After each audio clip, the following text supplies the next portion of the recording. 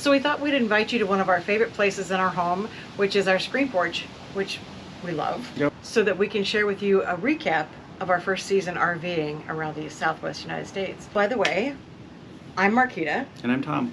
And we are destined to explore. And if you haven't been following us or haven't seen our videos before, we are just an average couple that have decided to hit the road and see what the country has to show us in our fifth wheel RV that we just purchased last year. And this is our first year where we've completed it. Our goal is kind of to be snowbirds and avoid the cold weather. Last trip out, we were out for about 6 months. Yeah, it's from September to April. So this is our season wrap up.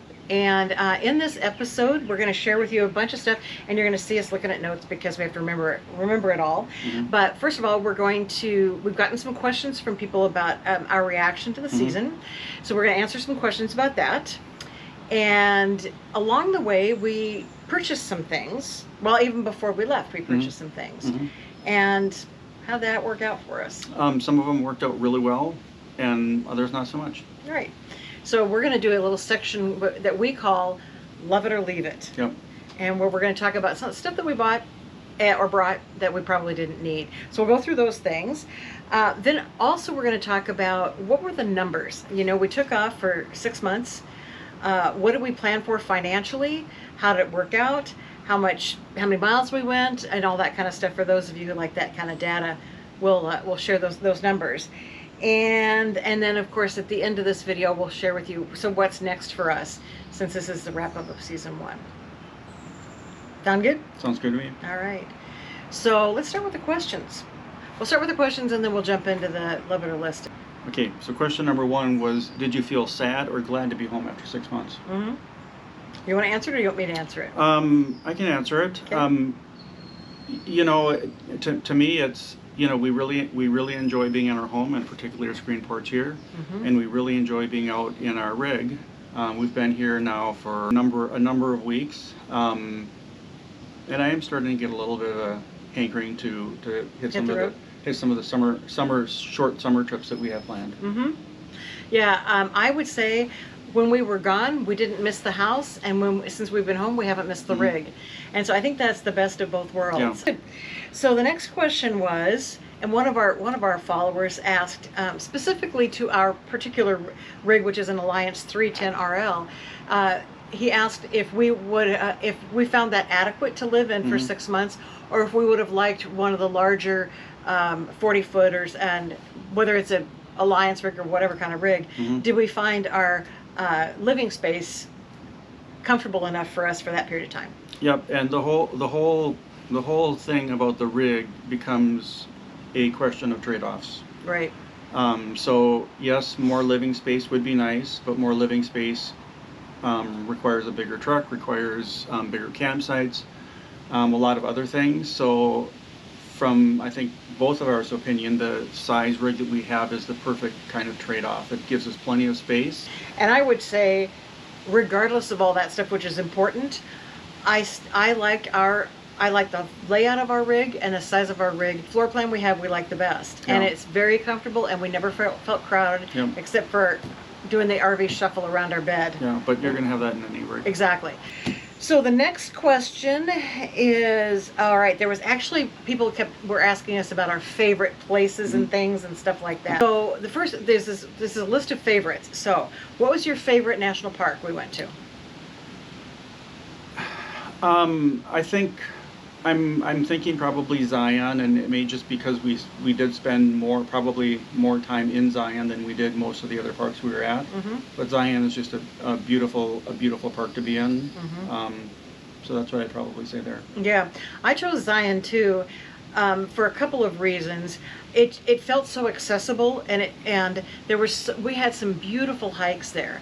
That overlook that we did, I liked Zion just for the majesty of it, and the river at the bottom of it. So Zion was my favorite park too. What was your favorite hike? So one of my favorite hikes would be the Navajo Trail Loop in Bryce. It was relatively short. There was some steep uphill and downhill to do on it, but it was a beautiful loop to give you a flavor of Bryce without going very really deep into it. For me, my favorite hike was Angel's Landing. Even though I didn't do Angel's Landing, we went to somebody's overlook. What was his name? Scouts Overlook. Scouts Overlook. And Angel's Landing, and I think I've said this before, the thing that I loved about it was doing it. I was so proud of myself for hiking up 1,500 feet. It's a hard It's trail. a hard hike, and I wasn't sure, well, I mean, I didn't know I could do it, but we did it, and I just felt so accomplished, and it was beautiful. So Angel's Landing was my favorite hike. So what was your favorite camping location? Probably the favorite place that we were parked that I liked the best was on Lake Powell on Lone Rock Beach. And I just loved having the lake in front of us. It felt a lot like, although there were other rigs that were somewhat close, it felt like we were kind of there. You know, when you look out the window and you don't see much in front of you, it felt like we were, you know, you're kind of remote there. That was probably the most beautiful place we stayed, despite the fact that we had a pretty good wind and sandstorm there.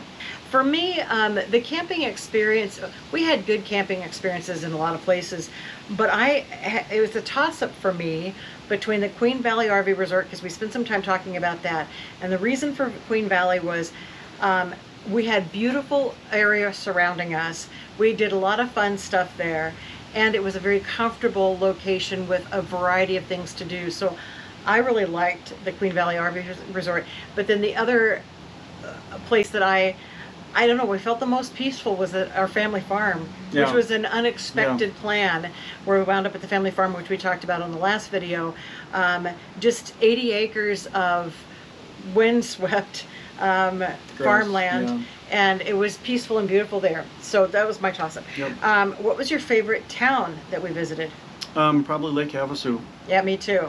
And we talked about that in one of our videos. So much to do, lots of options, and we had, well, it wasn't exactly picturesque, we had some free camping there, which was great. And then, what was your favorite adventure or experience?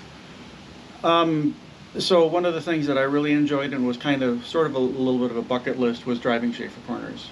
Yeah. And Schaefer Corners is that windy road. Yeah, the windy road that goes up into Canyonlands. We drove it all the way from the Potash Trailhead or whatever you want to call it. We'd been out there a couple years ago and weren't able to do it because the road wasn't open, and I was really looking forward to doing that. I was really glad we got to do that. It was cool.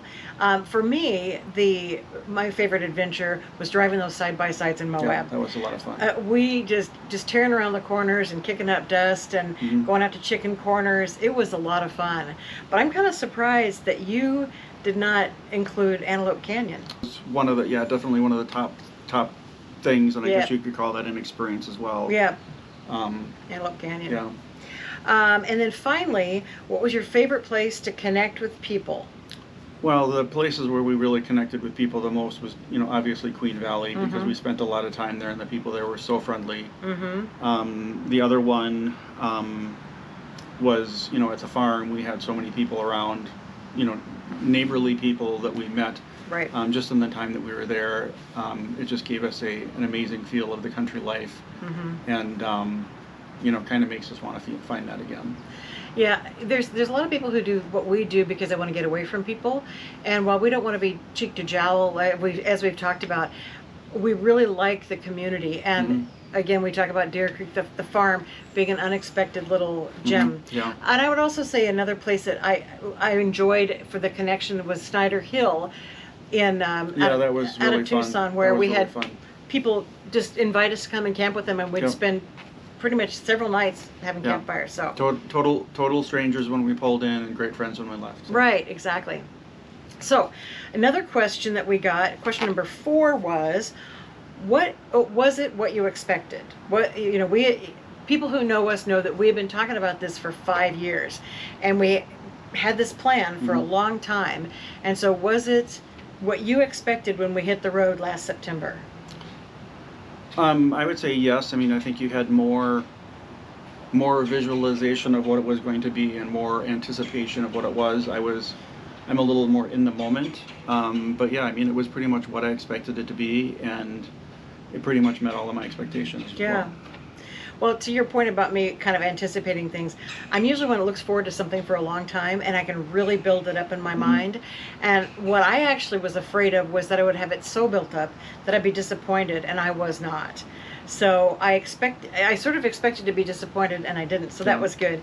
And then the other thing is, I was a little fearful because we'd heard so many people having so many problems, you know, with rigs breaking down or whatever, and we just didn't have any problems. So in that sense, we had one little problem. Well, yeah, but that one was kind of big problem. Yeah, but that was towards the end, and it wasn't endemic to the whole trip. No. But so absolutely, it was great. So the next question that we got was, are you going to keep doing this? Absolutely. Absolutely. And we'll tell you more about that at the end of this video, about what our next steps are and where the next places we're going to go. So the next thing that people have asked us about is the budget. How did we do on our budget? So let's see. Let's start with, do you remember what we were planning, what our daily budget was when we first left? What was our goal? Well, I think we planned for $50 a day, and I think when we were planning that, we were talking about camping costs. I don't know if we ever really created a budget around fuel and gas. No, I think in my mind, when I said $50 a day on average, I was thinking that's what it would cost us for fuel and camping. That's what I was thinking. So if you do the math on that, $50 a day for 6 months is about $10,000. So it wasn't quite a budget, but it was a goal, I guess would be a better way of putting it. Yeah, and it's not like we really monitored it along the way. No. The only thing we did was we kept track of our fuel costs along the way, and we also kept track of what we spent when we were paying for camping. So here are the numbers, and I gotta use my glasses. So our total camping price, well, first of all, our total number of nights that we were out on this trip was 210. So we were gone for 210 nights, and of those, 132 nights we spent in a campground of some kind. Paid camping. Paid camping. And so for those 132 nights, it cost us $5,198 and some change. So that's an average of just under $40 a night for camping. Okay, so just camping is what there. But then we also had 78 nights of free camping. So 78 nights that we were out that we did not pay for any kind of camping. So when you add the whole 210 and divide it by what we spent, it actually brings down the average per night for camping alone to about $24 a day. We drove, do you remember how many miles we drove? It was like 12,000 miles. 12,696 miles during this trip. And we bought 970 gallons of diesel. And that was before it was outrageous. Well, it was outrageous then, but we didn't know how much more. It was outrageous towards the end. Yeah, it was outrageous. So we almost bought 1,000 gallons of diesel, and our average diesel price was $4.11. Boy, we wish for those days. Yeah, and we paid a lot less than that for a good part of the trip. Yes, that was our average. And so the total amount that we spent on diesel was $39.94 and some change. So if you add the diesel and the fuel and the camping, our total spend for the 6 months was $9,192. So we came in under our budget by that amount. And we didn't include food because we'd be eating food anyways. Right. So some people food's gonna vary. Maybe they eat out more when they travel. I don't know. We pretty much ate on the road like we do at home. We don't go out to eat much, and we cooked right there. And another thing about having a nice rig is you can cook and stuff there. So the only other big expense that we did not calculate into this was the price of the rig, the truck, and the solar system. Yeah. But we were just trying to look at what would it cost to go on a vacation like this, just cost of fuel and camping, which is still a whole lot cheaper than going out to hoteling. I think so, yeah. So that was our financials. Yeah. Now let's look at the love it or leave it list. Yeah. What we're doing today is we're calling it love it or leave it. There's stuff that we brought along that we're really glad we brought along, and there's stuff that we brought along that we wish we wouldn't have brought along. Or stuff that we bought along the way. That's true that too. we might not have actually needed. Yeah. So we're gonna, the job for today is to go through the whole camper and figure out what we have in the camper that we want to get out of here and get it out of here. And what we need or what we want to keep and then put it back in. Yep. So it's going to be a fun day. Yeah. And we'll share with you along the way the stuff that we decided we don't really need it. Yeah. So stay tuned. All right, so the first thing we're going to show you is something that I raved about when we were in Lake Powell, and that was our Blackstone griddle. And I talked about how we could cook a lot of stuff on it at the one time and that you could cook outside, and it was wonderful. Well, it really was, but it also became really cumbersome. First of all, it's heavy. Second of all, it has kind of a special cleaning thing, even though it's fairly easy, but it's still, you have to wait for it to cool off, clean, that kind of stuff. And there's just the two of us, so we don't need to have that much cooking space. So in, I think Lake Havasu, we decided to switch it out for our Weber gas tabletop grill. Q grill. And I will tell you that I love this. It's got, whoops, we probably should have. It's messy because we used it, but it's got plenty of grill space. I actually prefer grilling burgers over griddling burgers, and you can it just is so much easier. It folds up, so it takes up a little less space, and I have just decided that we are going to leave the Blackstone, and we're going to keep the griddle that we bought, or the grill that we bought in Lake Havasu. Yep. So this is our Outland fire pit. We love this. This is staying. This is super convenient. Just hook it up to a 20-pound cylinder. We can turn it on. We've got instant fire.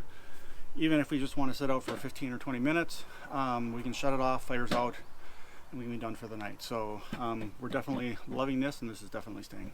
So these are Fiskars loppers. We bought these at Home Depot. These are fantastic loppers, and these are really great.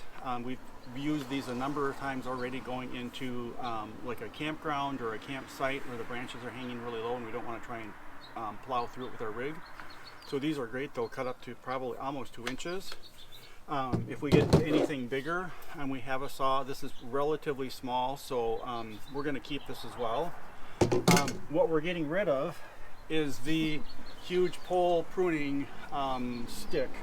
So it works okay, but you know, pretty much for everything we need to do, the loppers and climbing on top of the camper works really good. So this is getting left behind, and we love these, and they're staying. So this is another love it and leave it item here. We have a 0G hose. Lots of people rave about these, and it is really nice because it rolls up really small and easily.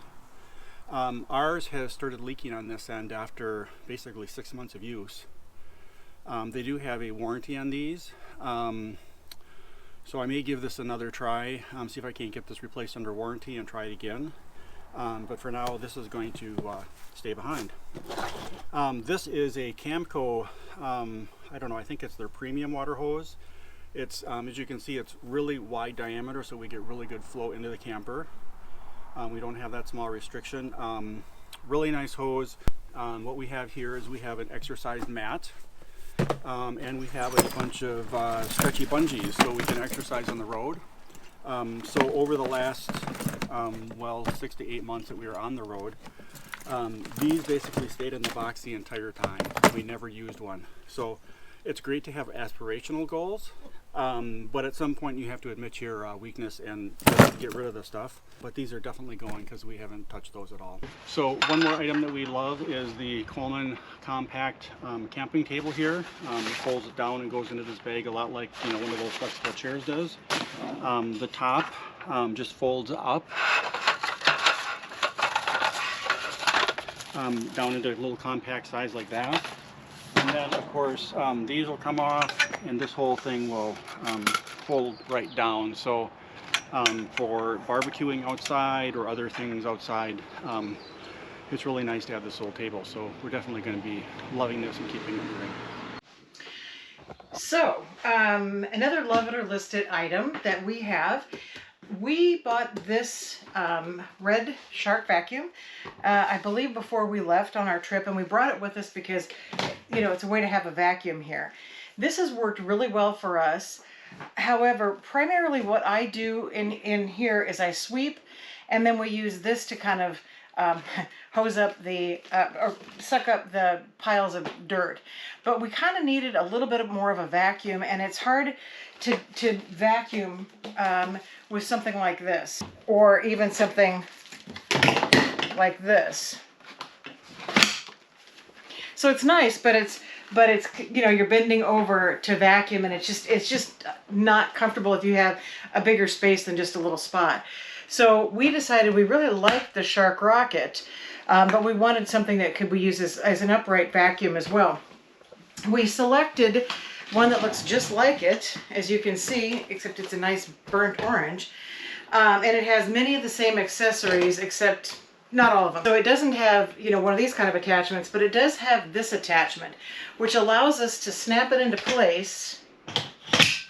And now we have a big vacuum that we can use, and we still have the smaller vacuum for little pickup jobs that we have.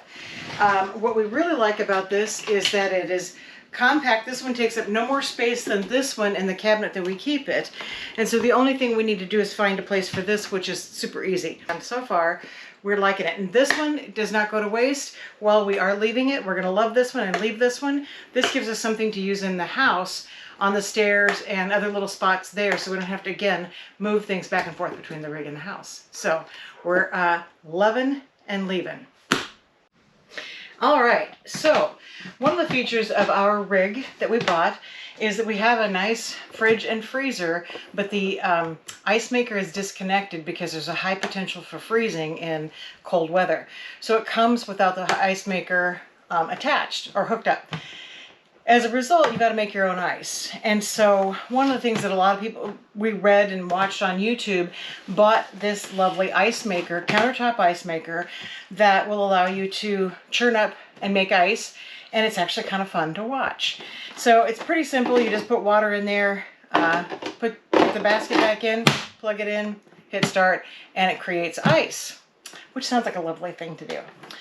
Now, we debated on this one, and because it sounded fun, we wound up getting it. So what I will tell you is, I'll tell you the pros and cons. We'll start with the cons. The cons are that it doesn't make a huge amount of ice at a time, and the ice comes out kind of wet. So you can't just dump the basket into your bin. You have to put it into a little plastic bag, let it freeze harder in your fridge, then bring it out and pound on it to loosen it up, then put it into your ice bin, because otherwise it will freeze into a giant lump in your ice bin in the freezer. So that's not good. Little high maintenance. So if you want, you know, a bin full of ice, you got to probably do probably 3 or 4 or 5 of these little baskets. Okay, and each one needs to be separate. There's a cycle. You put the bag in the freezer, whatever. So the con is, that's one of the cons, is it's a high maintenance machine for the ice. The ice demands some special attention. The other con is that it's big and it's kind of heavy. And so it takes up space in my pantry that could otherwise be used in, say, cookies or something else lighter. So that's the con. The cons of this is heavy, bulky, high maintenance process to get the ice into the bin. Another con is that we discovered that it takes just the same amount of time to make ice in the ice cube trays as it does to babysit this thing and wait for the ice to be ready. So you can pick a $200 ice maker, or you can buy some 59-cent ice cube trays and have ice. So there's a con. Pros are that it's a nice, pretty pistachio color. So there. So this little pretty thing is going away. We are leaving it and finding some other person who will believe that it's a lot of fun to watch ice being made. So what's next? So we have a couple of short trips planned this summer, so we can get out. And then in the fall, our plan is to head towards Texas. Yeah, so we're going to share with you the trips that we do this summer too, because hey, we're still traveling. Yep. And why not let people see in a week we head out to Bayfield, Wisconsin, And then in early August, we're going to go to Lake Itasca State Park in northern Minnesota. But before we do, well, I don't know about before, but sometime this summer, we are going to do the Great Chevy Debacle video. Yes, I think that's coming soon. Yes, we alluded to that in our last video about what happened at the farm, what happened with Chevy, and the crappy treatment we got by GM Service and their completely worthless warranty is the hint. Yes. So we're going to continue traveling, and in the fall we're taking off again and heading south to Texas and Louisiana, where we'll share with you our adventures there too. Again, if you're enjoying what you're seeing, please subscribe. Press the notifications key if you want to get notified. Hit the like button down below. Absolutely, and always add questions that you want at the end. We're happy to answer those questions. So, thanks for joining us, and we'll see you in Bayfield, Wisconsin.